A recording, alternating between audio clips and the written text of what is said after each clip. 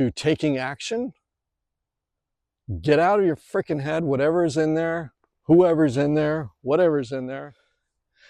Hey guys, how's it going?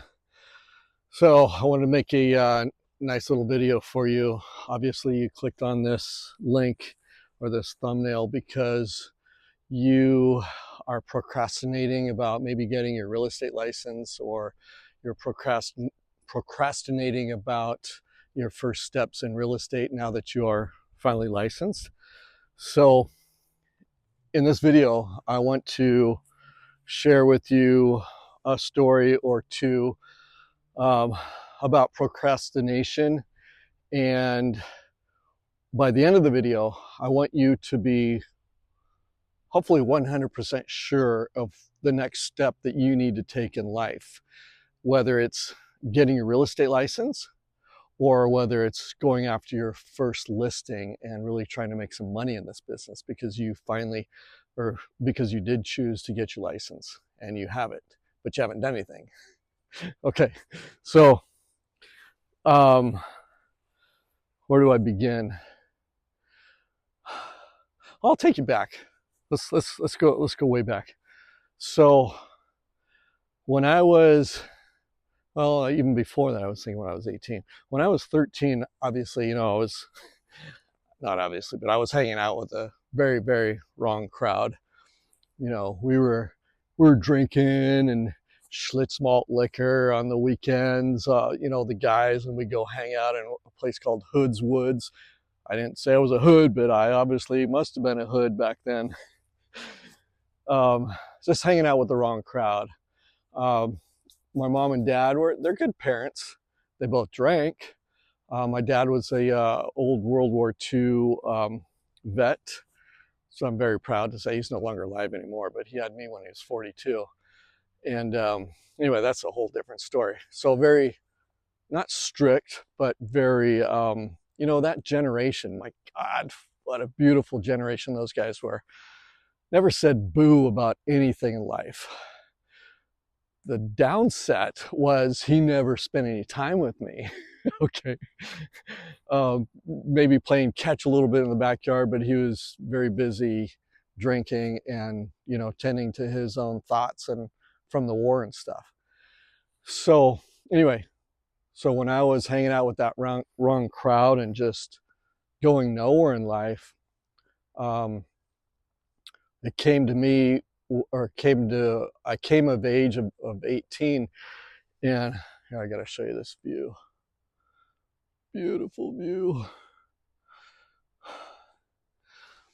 When I was 18, so he was sick and he had like 6 months to live.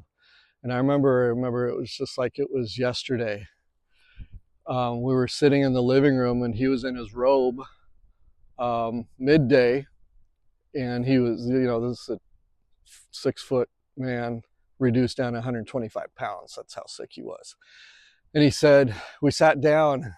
I was standing, he was sitting down, and he goes, okay, you're 18, you graduated high school, 1.65 GPA. Let me say that again, 1.65 GPA. So that's below average. I graduated. I'm not proud of it, but I didn't know any better back then. But we sat down, and in the mailbox was a pamphlet from a community college. And the pamphlet was, you know, all the different courses that were being held that fall. And we opened it up because he said, let's check this out. He says, you need an education. Okay, Dad, you're right, I need an education. But at the time I was drinking and not drugging. I mean, I never did any bad drugs. It just drank with my friends. Where was I? So we sat down, opened up the book from A to Z, right? First letter in the alphabet was A.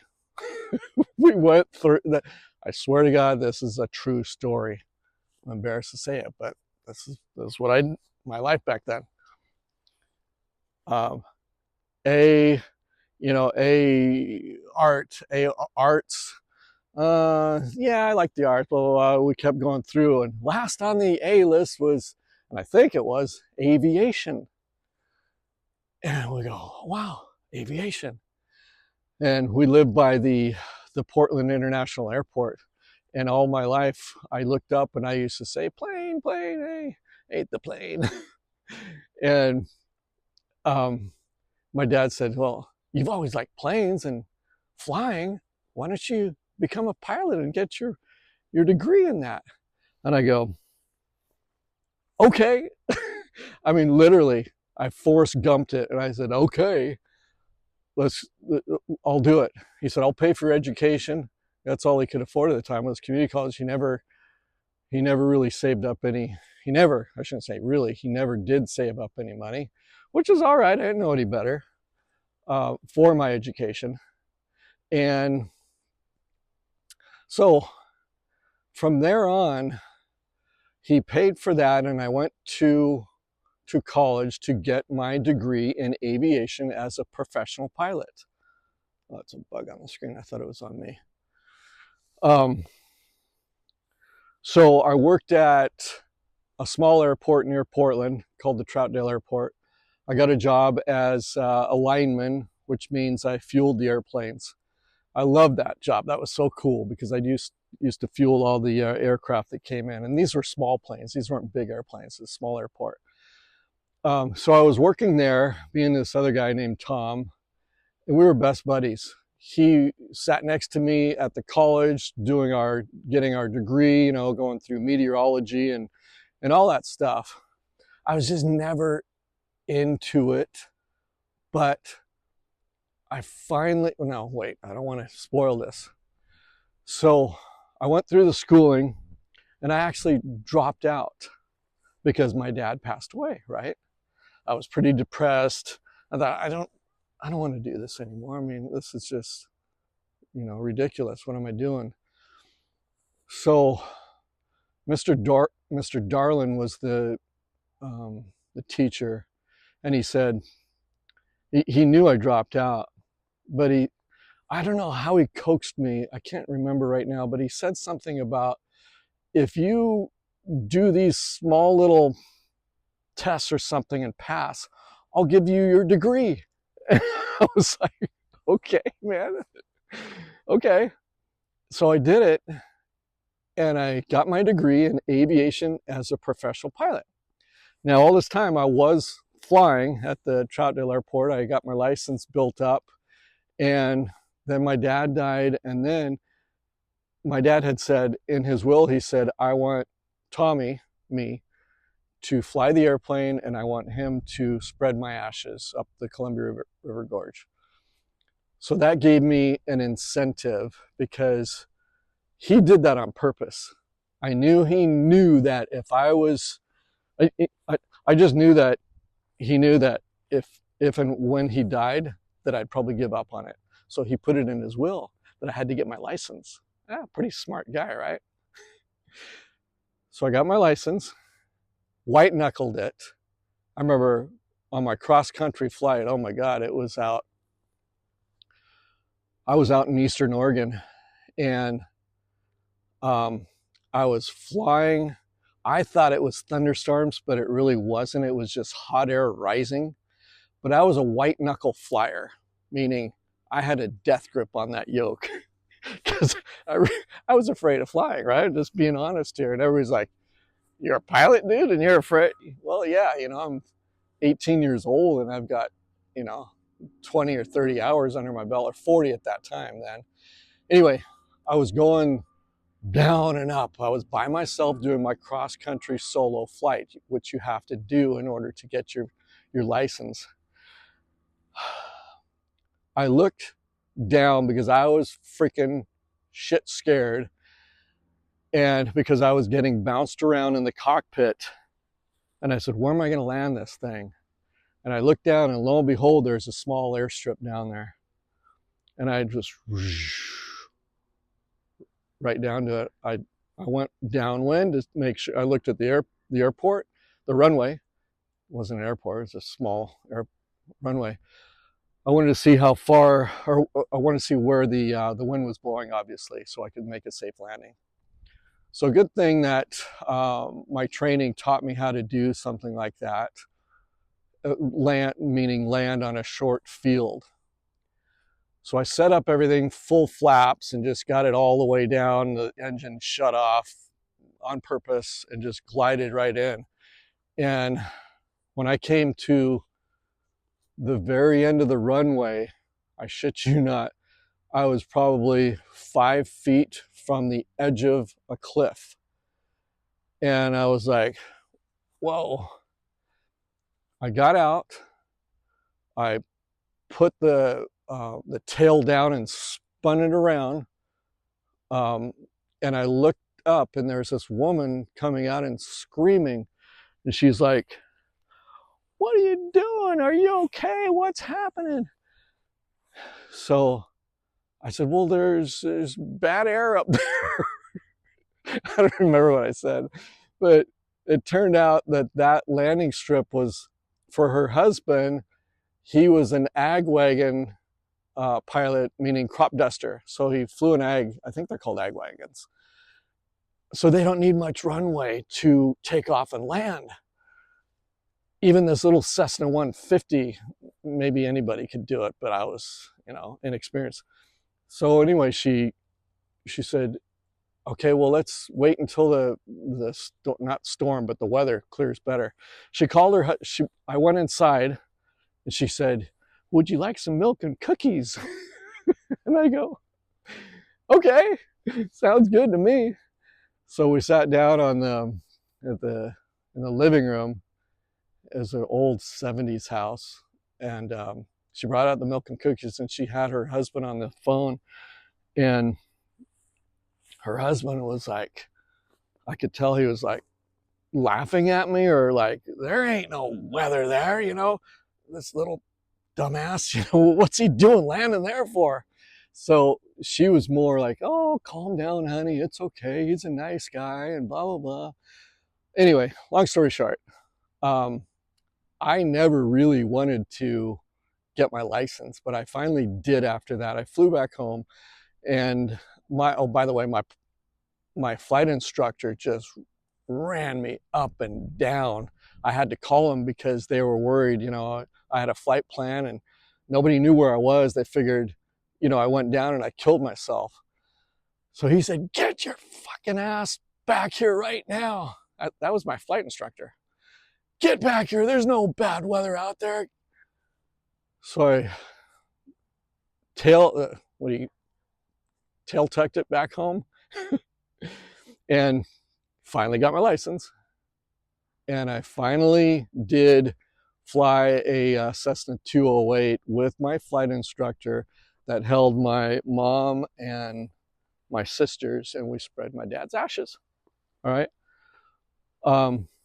You're probably wondering why is he telling this story? Well, hang on here.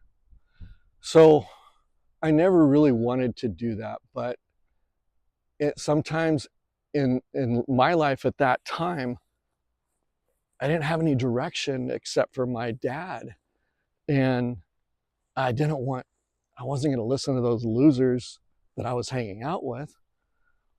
They didn't give me any, they were laughing at me when I got my license. So what I did from then on is I ditched those mofos, and I went up and became a ski instructor up on Mount Hood. And at that time, there was this lady that was working there, and I'd always thought about getting my real estate license. And she said, oh yeah, I was going to do that, but I just never got my license. And I thought, okay, well, it would be good to have one. And she said, and she started talking about all these terms and stuff like escrow. And now this is going to come back when I finish this video. Remember that word, escrow. When I was talking with her, she said, all these complicated words. And at the time, I did want to Barking dog over there. At the time, I was thinking about getting my license. But when I heard that word escrow and me not knowing what that meant and other terms, the terminology, I kind of just thought, I'm not smart enough for this. I can't get my real estate license, even though I had just passed my freaking private pilot's license. Right? Isn't that weird how your mind thinks it's stupid thoughts? So for a few years, I would say about 6 or 7 years, I did not get my real estate license. But here's where I'm going with this. I finally, or I shouldn't say finally, I picked up a book about no money down, right? Buying homes, buying real estate with no money down. Some of you might relate to this too. And in the book, it teaches you how to buy and sell property with little or no money down or using other people's money. I read the book, I went through the course, the tapes, I bought the $300 thing or whatever. And I finally did get my real estate license, and I purchased my first property. But then I thought, wow, no, wait, let me backtrack. I went through the course and I figured I might as well get my real estate license because I can save a lot of money on commissions, right? So I don't like it when people are watching me when I'm talking. So bear with me here. I might lose my thoughts here. So where was I? I bought I bought a triplex. That was a nightmare because I had to evict the people and they wouldn't leave and yada, yada, yada. But then I became a full-time real estate agent. Now, when I left my friends, when I left them, that was not hard. It was kind of hard because that was my life. I was so used to doing that, right? But I made the decision. I said, F this. I am going to make and have a better life, and I want to get my license at least and go do something with my life. Although they laughed and I kept hearing that in my head. So that had a lot to do with my decisions back then. The fact that my dad believed in me, even though I didn't believe in myself, had a lot to do with it too. Because he said, why don't you become a pilot? You've always wanted to do that. Why don't you do that? Okay, getting back to this, getting my real estate license. It was basically just a decision that I had to make in my head, really. There was all these negative thoughts about, getting the license and what was that like, and all these fears, I should say. So I came up with different excuses. The excuses were I was too young, I didn't have the money, I was inexperienced, I don't know what escrow is. A lot of different things that just basically stopped me from finally making that decision. But the thing is, one thing led to another because I made a decision. I made the decision of buying and selling homes, with no money down, that course, and getting my license that way. I'm so glad that I did, because I can tell hundreds of stories here about the people that I've helped in my career. I've been licensed since 1994, own my own company, and all that stuff, right? But that's not what I'm talking about here. I really want to drive home, or try to drive home, taking action. We all have these dreams and goals about doing stuff, but we also have excuses about why we should or shouldn't do them. And I've come to know now over the years all these excuses are usually in our heads and put there by somebody else, and we just keep replaying them. Isn't that sad? So I study a lot of Abraham Hicks. You guys should check it out. Check her out. It's about the law of attraction. And she's always saying that if you have a problem, the solution is not in the problem. The solution is its own vibration, and the problem is its own vibration. So until you become the vibration of the solution, you will not solve the problem. Duh, right? It makes so much sense. So, and she also teaches about not when you have a problem or you have something dramatic going in your life and it's no good to be thinking about it and dwelling on it. You need, and I was, in my younger years, I used to, go to psychologists or, therapy and stuff like that. Okay, I'm not knocking anybody for doing that, but I've come to know that you can't solve a problem by keeping in that problem. Like, my childhood, if I had a bad childhood, I don't keep talking about it. And a lot of people say, and therapists say, well, you got to release it. You got to get it out. I don't believe that anymore. F that. I believe in it was there. It's in your past. You freaking move on. And the way you move on is you get something else in your life. Like for me, it was becoming a private pilot. And I was focused on that. So I ditched those guys. We used to break in this, I shouldn't say this, but I remember one time when we were in high school or junior high, we broke into the junior high one Friday night. And we broke into my home ec room, the room that I loved because I learned how to make pancakes and spaghetti and stuff. And when we broke in there, I remember we just sat and we were looking at each other. Okay, what do we do now? So we started throwing around pots and pans. I mean, good thing I wasn't a tagger back then because we would have probably graffitied everything. Stupid stuff like that. Thank God we never got caught on that. But I'm just saying, I was pretty stupid, and I'm sure you guys have your own dumb stories too. Maybe not. I don't know.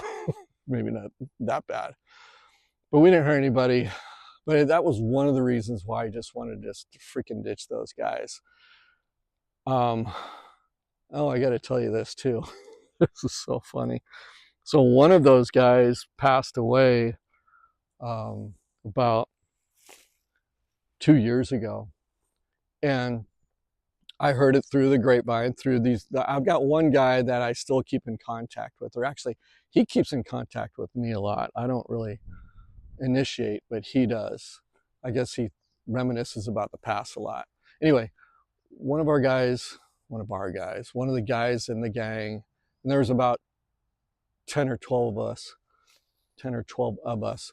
One of the guys passed away.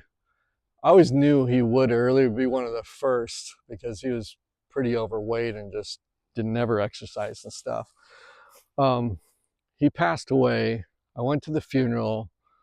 My wife and I and everybody's meeting my beautiful wife and, meeting everybody. And I was seeing a lot of those old friends. Oh my God, man. Wow.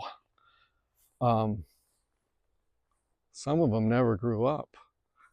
Some of them were, I would say 90% were still just stuck with their mindset and just, talking about the past and never did anything with their lives. So one of the guys invited me over to his house, and where there was 2 other guys that were in the gang there also.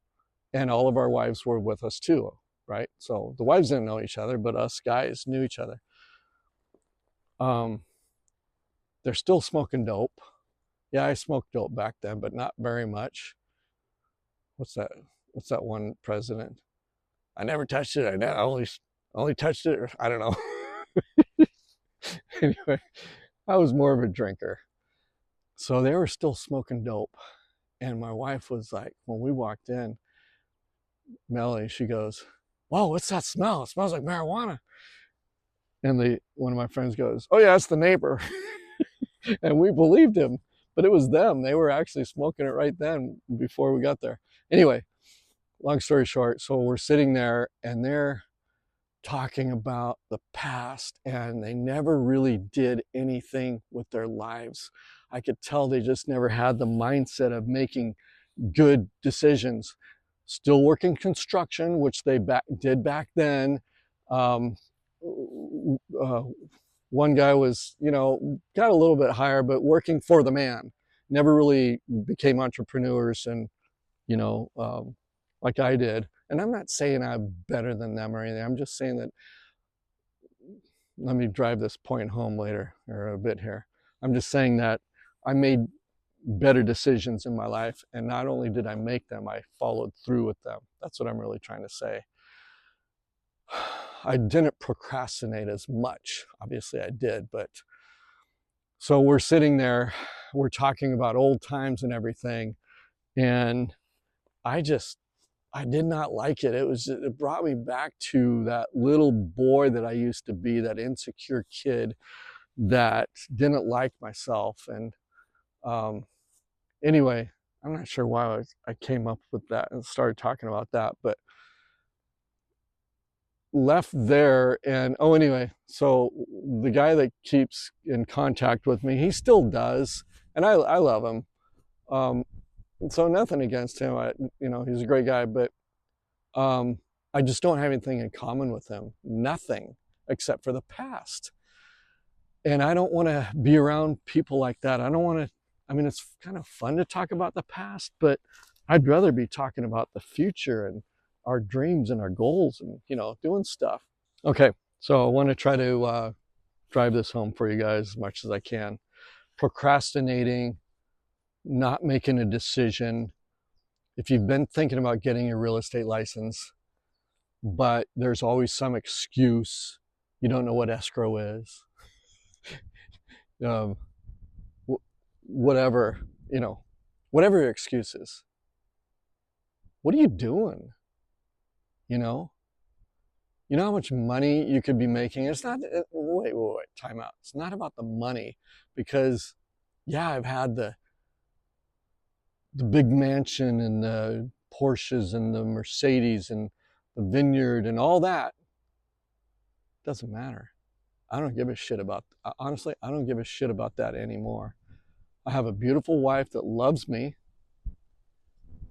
I have this right here. This is freaking awesome.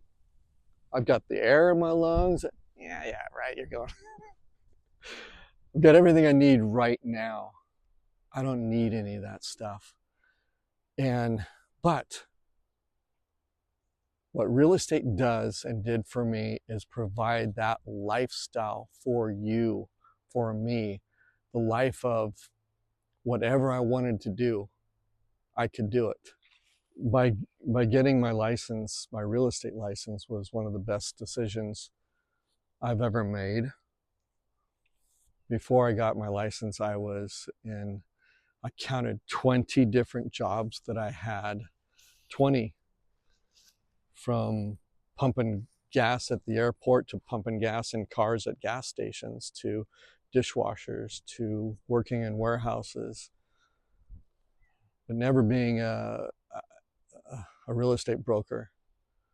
I have owned my own business as a real estate broker. I'm a principal broker, which I'm very proud of, which means I can own my own business and hire people under me. I do love that fact. But the biggest thing that I love about the decision about becoming a real estate agent is the man that I think I've become now, finally. I'm not saying I'm here, but I'm saying I sure as hell ain't that little boy anymore, drinking at 13 years old and white knuckle flying when I'm 18, not knowing what direction I'm going. But I'm so glad that I made those decisions, the decision of leaving my friends, the decision of getting my pilot's license, because my dad did die and I had to do it, right? I could have said, I ain't going to do what he said in his will. I could have said that, but I didn't. I committed. And I've committed to back then, I committed to becoming a listing agent. I committed to coaching back then, which was the best thing I've ever done in my life. Pay for a coach back then. You know, listen to this. I was paying $2,000 a month in 1996 to this organization to have them coach me.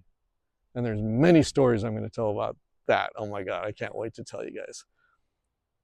But the sheer fact that I was paying that much, you talk about having to make decisions.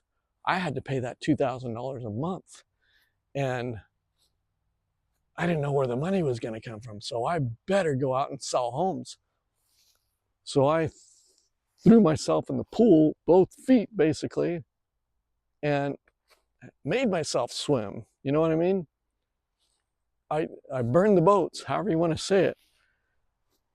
But I'm so glad that I really did make that decision of getting my license and then getting into coaching and having positive things or people around me, and being, you know, like they say, you're the sum of the 5 people that you hang out with. Yeah, I believe that. But I wouldn't do anything over again. If I had to do anything over, I would still do the same thing right now. I'm so glad that I did get into real estate. I encourage you to go into, look at the courses, but make a decision. And I'm talking to you, and you know who I'm talking to right now. And commit. And once you get your license, I want you to commit. Because the people that I've coached over the years, the ones that failed, and I knew it, but the ones that failed, there was a nurse, I remember her, she was part-time. And another guy that failed, he was a bartender. But they always had one freaking foot in. I shouldn't say freaking, I'm sorry. You know, that's their life. I can't say it. She had one foot in as being a nurse, but never fully committed to becoming a listing agent. She wanted to, but she couldn't do it because she was too comfortable with that money that she was getting. Same with this guy as a bartender. Okay? Commit. Pick up the freaking book. Pay for the course. It's $500 to get your license now. Study. Get rid of all the people in your life, or not get rid of them, but don't hang around them. Don't listen to them. All the naysayers. Keep your mouth shut that you're going to get your license. Don't tell anybody until you get it, maybe. And get your license. And if you have gotten your license, what the frick are you doing? Why aren't you selling homes? Why aren't you becoming a listing agent? Being a listing agent is I think, the only agent you should be in, in real estate. Yes, we need buyer's agents. I know. I can hear all you guys, buyer's agents, saying that. But if you're a buyer's agent, you're probably not even watching this. Become a listing agent, because that's where the money's at. That's where your inventory is. Become a listing agent and take listings. I like to say, eat, shit, and breathe listings all day long. Okay, that's my motto. In order to make it in this business, you've got to learn to be a listing agent, and you've got to freaking commit 100% to doing it. All right? So I'm driving this sucker home to taking action Get out of your freaking head, whatever's in there, whoever's in there, whatever's in there.